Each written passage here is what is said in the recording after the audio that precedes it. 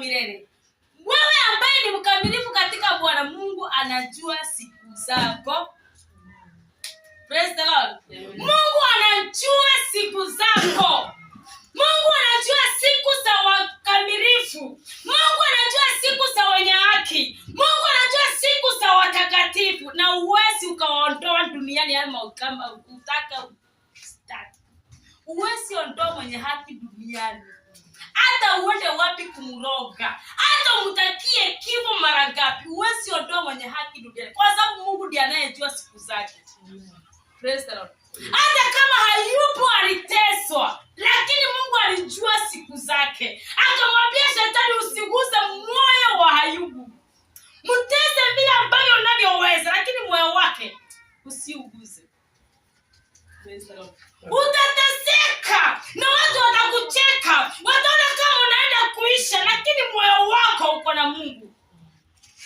Biblia inasema kama hujaumbika, sasa watakudharau kwa sababu huna kitu. Lakini kwa sababu Mungu amekupea masiku, watashangaa huko mbeleni. Wewe kazi yako ni kulinda utakatifu. Amen. Amen. Praise God. Sasa wanaweza wakakuona hauna chochote. Wanaweza wakakudharau. Lakini maisha yako Mungu ndiye anayajua. Na maisha yao Mungu ameyatiria. Ukisoma katika kitabu cha Deuteronomy 28, anasema na wasiolitii neno la Mungu, laana hizi zitawafuata. Biblia inasema kwamba Mungu ataatiria maadui zako wakupige. Praise the Lord.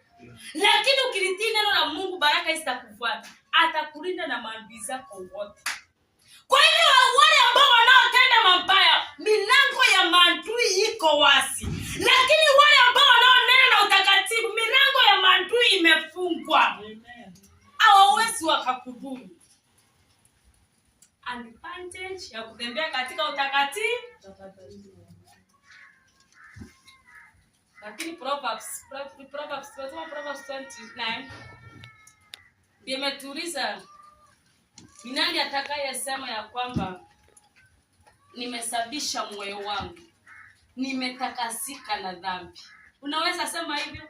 Kama unaweza sema hivyo, ili neno ni lako. Praise the Lord. Kama unaweza sema hivyo,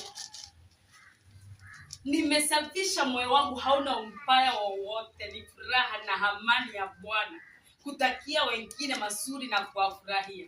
Nimetakasika na dhambi zote nimesiondokea. Wewe ndiye Mungu ambaye anayesema siku ya leo